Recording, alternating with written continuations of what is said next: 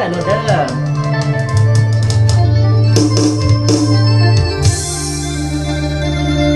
ละอายสงสารสาวหันหน่อย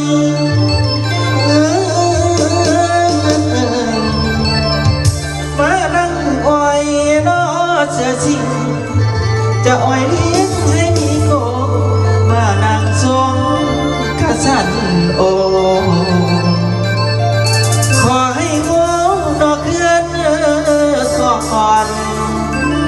อย่ามานอนให้ผิดหมอน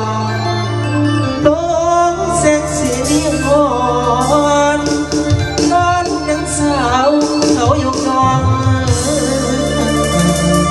อย่ามองเศร้า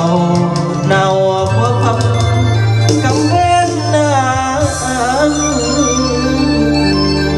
เด็กกัน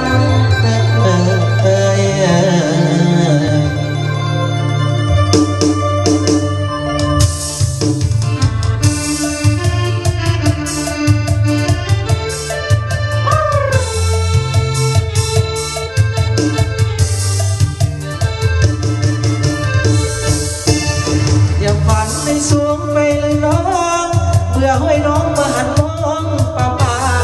อยากเป็นเสียงสำเนียงก็เป็นกาน้องมาเป็นสินค้าอยู่หาน้อยแคมทางปล่อยวางน้ำเกี่ยวถึงเที่ยงมาเป็นเสียงอ่อนอ้อยคนข้ามเข้ามาอยู่สังคมเกิดนิยมจนถึงความรักเดี๋ยวนี้ดอกแขนของนางจากแม้จากต่างสามตอนหวังขึ้นจีบประตูก็ได้ที่มีมือถือไว้ใส่ทุกใจเจ้าผู้สู่แล้ว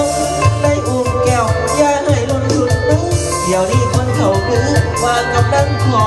ตังนั่งบนแม่อวดโซผมเดี๋ยวนี้สีทอง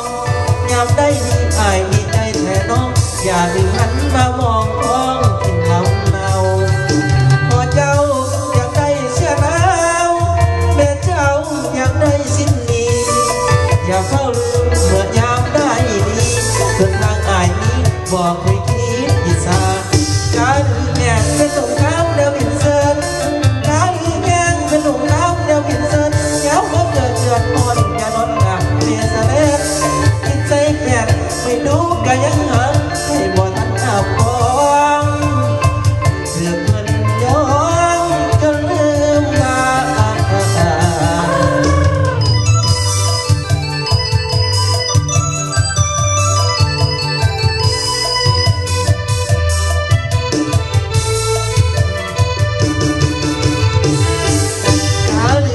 เป็นสงครามแล้วหินเซิน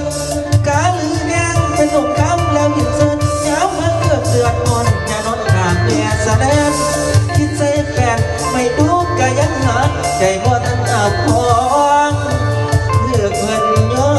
นจะลืมมา